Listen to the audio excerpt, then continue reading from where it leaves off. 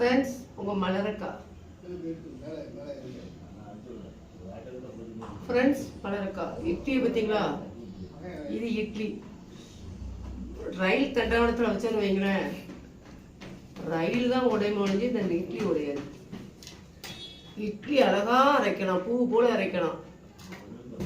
அரிசி கூட ரெண்டு இது நம்ம பார்லி அரிசி இருக்குது பார்த்தீங்களா, ரெண்டு அரிசி உளுந்து தனித்தனியாக நிறைய போட்ட மாதிரி ரெண்டு பார்லி அரிசி தனியாக போட்டு அதை அரைச்சோன்னு வைங்களேன். இல்லைன்னா சவ்வரிசி, பார்லி அரிசி கூட இல்லை, சவ்வரிசி ரெண்டு தனியாக ஊற போட்டு அரைச்சி மல்லிகை பூ மாதிரி ஆயிரும் இட்லி. கடையில் வாங்கின இட்லி தண்டவாளம் தான் உடையும், நம்ம உடைய மாட்டோம். அவ்வளோ ஸ்ட்ராங்காக இருக்குது இட்லி.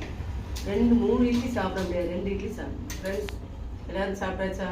இன்றைக்கி எங்கள் வீட்டில் இட்லி வாங்கி சாப்பிட்றோம். எல்லோரும் என்னன்னே தெரியல, இட்லி வாங்கி சாப்பிடணும்னு முடிவு பண்ணி எல்லாருக்கும் இட்லி. ஒரு இட்லி 10 ரூபா, ஆளுக்கு 2 இட்லி 3 இட்லி போதும் ராத்திரி. ஃப்ரெண்ட்ஸ், நம்ம வீட்டில் என்ன குழம்பு, என்ன சாப்பாடு கமெண்ட்ல சொல்லுங்கள்.